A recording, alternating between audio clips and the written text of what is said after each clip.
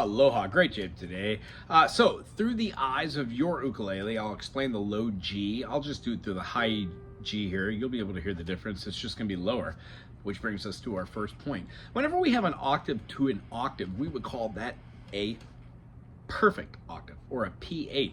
So when you play your low G, G, G, A, B, C, D, E, F sharp, G, you're making your way from your lower note, the low G, to your higher G. Well, when we find ourselves going all the way up here to the 10th fret on the high A string, we can see that as being moving from one point to the next.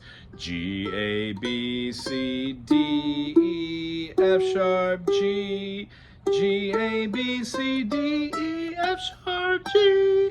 From this point to this point is an octave, a P8, and from this point to your point, the low G, G, would be another octave. Therefore, it's called a compound octave. Whenever we have notes that resoundingly go past 2 octaves, all we need to do is remove those 7 notes from our mathematical equation, meaning all notes have 9. That's exactly what they add up to when you're trying to see reverse notes or mirror image notes or view intervals, I think would be the best way to put it. Up till now, we've talked about the C to a C sharp being a minor second, the C to a C sharp, and then the C sharp to a D is an addition problem from what is a major second.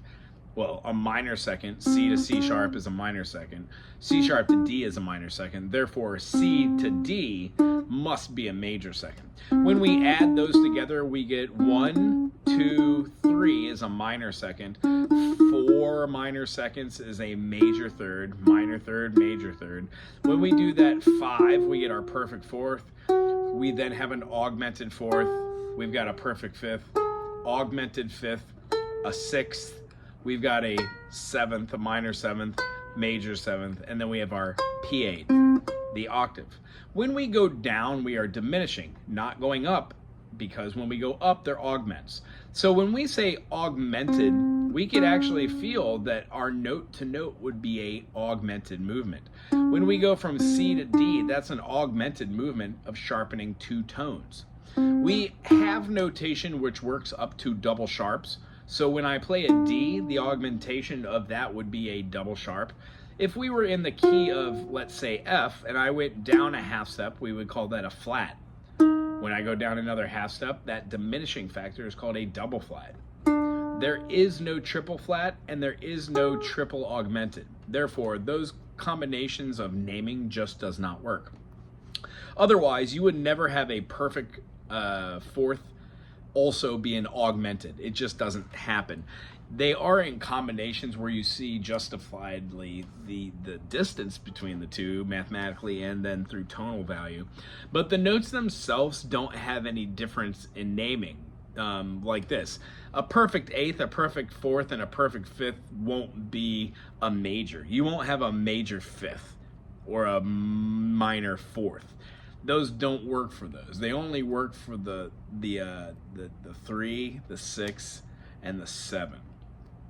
Hypothetically, you could call it 2 that, but I don't hear a lot of people doing that. Mostly it's a diminished or an augmented 2. A flat 2 or a flat 5, you would view those as being notes that use flats, and we would call them as such, diminishing them. So the concept that I'd like you to try this week is move yourself from one state of being to the other. Let's say we're in the key of G because you have that low G. Why not?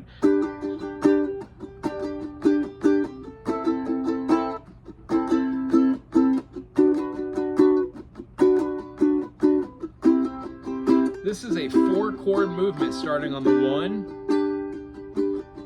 The second note is going to be the A minor, which is the 2nd chord in the key of G minor, G major. The third is a B flat, and then the 4th, I'm sorry, not a B flat, a B minor. So we're just basically doing a 1, 2, 3, 4 progression.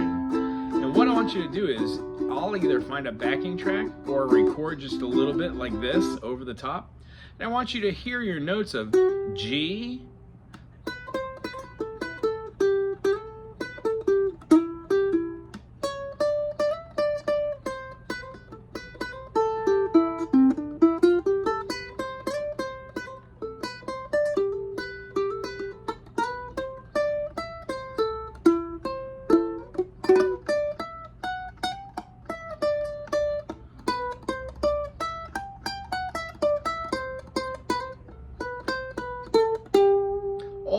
notes that we would play for the G major, G, A, B, C, D, E, F sharp, G. Sorry, this is the wrong fingering.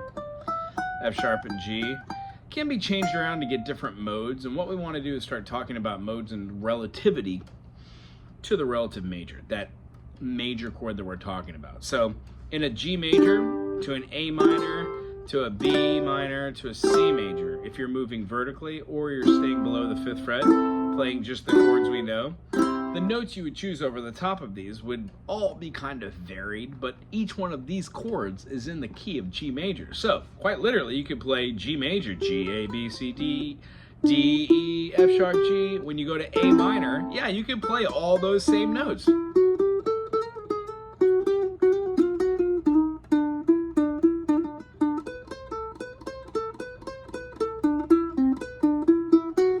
With my high G, but all of them work. When you go to the B minor, yeah, you can use all the notes in the B minor.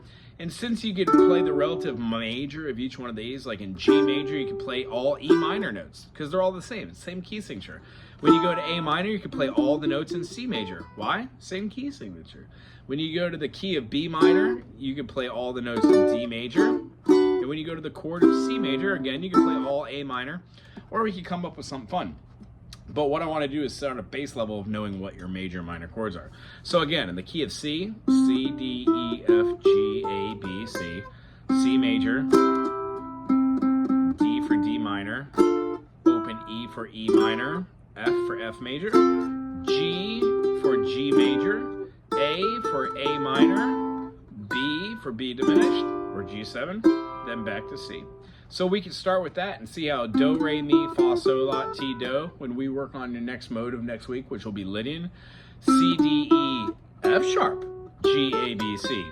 It would be safe to say that C Lydian is the same exact spelling as G Ionian, therefore they are one and the same. We're going to talk about modality next week and have fun. Actually, not next week, in 3 weeks from now, but I'm going to give you video lessons for the next couple weeks. Because why not? Anyway, see you. Aloha.